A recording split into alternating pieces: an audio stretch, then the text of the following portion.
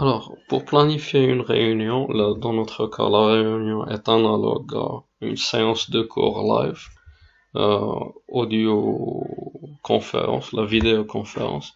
Alors, cliquez sur calendrier, dans le volet calendrier, et puis plus planifier une nouvelle réunion, plus nouvelle réunion.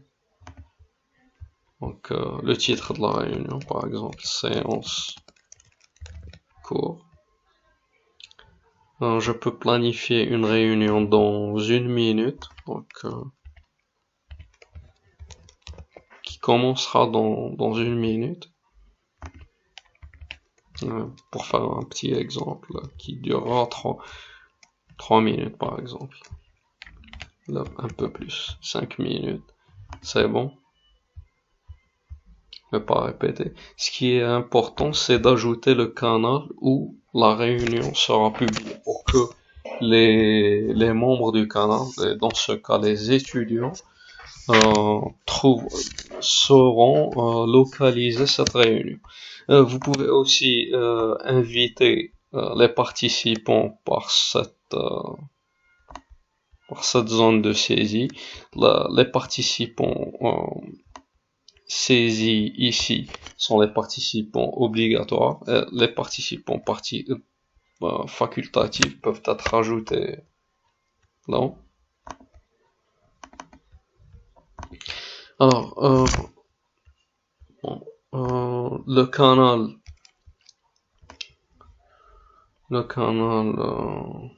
bon, déjà je suis dans cours statistique, voilà, cours statistique, groupe TD.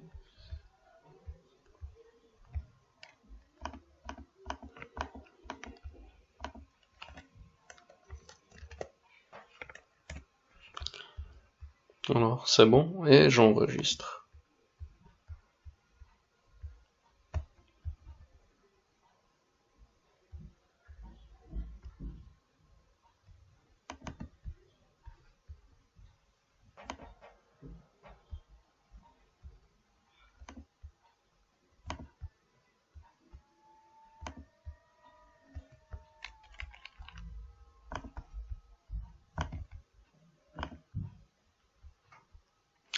Voilà. Euh, puisque j'ai planifié le, puisque j'ai planifié la réunion, je peux la rejoindre maintenant en cliquant sur la réunion. Vous pouvez voir que la réunion s'affiche sur la file d'attente, la file d'activité. Donc, double-clic sur la réunion. Et puis, je clique sur rejoindre pour rejoindre cette réunion.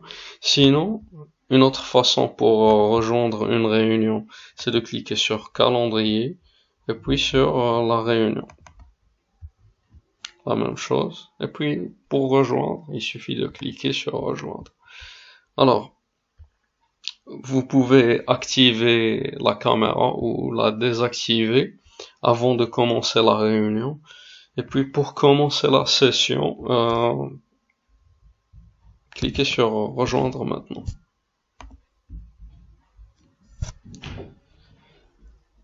Alors, une fois que vous avez lancé la discussion live, c'est possible de, par exemple, partager votre écran, de voir les participants, pour voir les participants.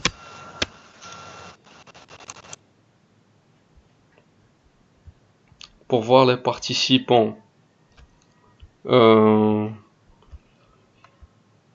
cliquez sur participants. Donc là, j'ai 3 participants. Pour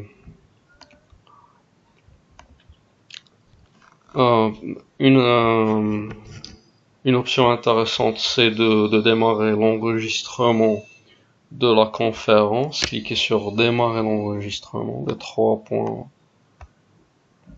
et puis démarrer l'enregistrement.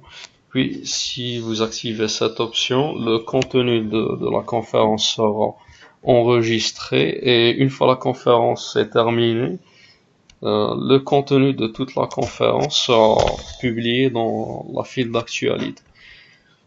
Pour partager l'écran, le bouton partager ici. Le bouton partager vous permet de partager n'importe quel écran que vous avez ouvert, par exemple.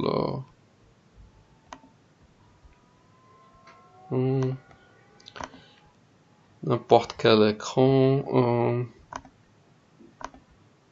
Donc je peux partager le diapo. Voyez bien, j'ai cliqué sur diapo.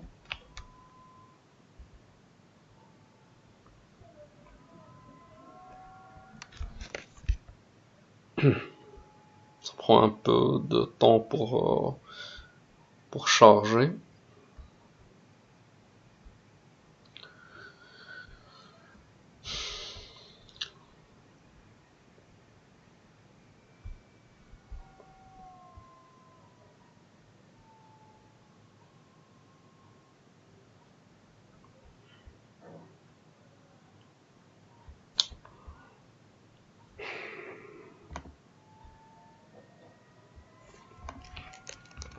Alors, la conversation dans la conférence, vous pouvez la voir avec le bouton afficher conversation, voilà.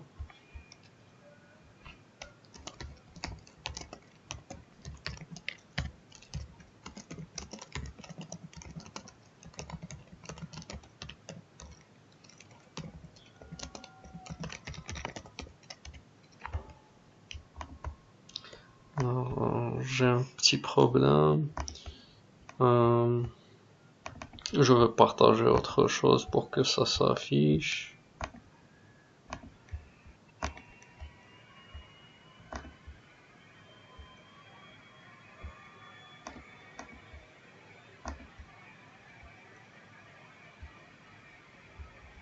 Alors là, je partage le fichier PDF.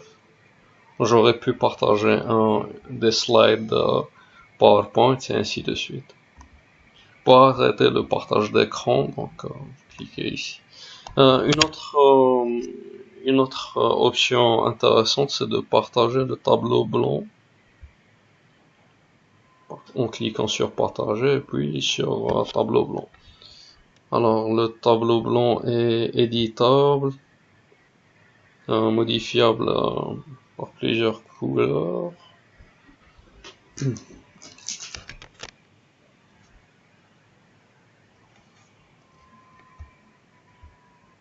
Alors voilà.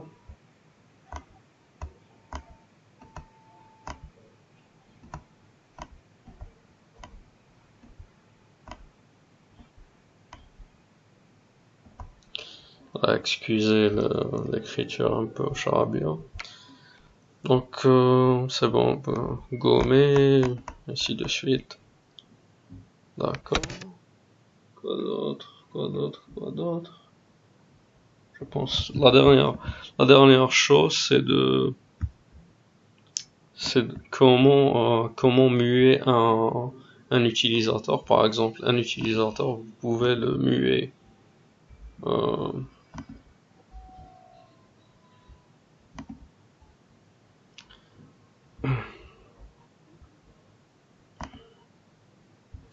Vous pouvez désactiver le microphone d'un utilisateur. Par contre, mon collègue déjà connecté a le microphone déjà désactivé.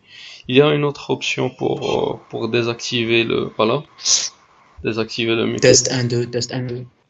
Voilà, désactiver le microphone. Par contre, si vous avez plus d'un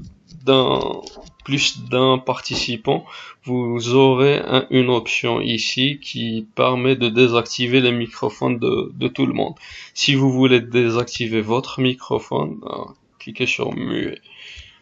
Alors,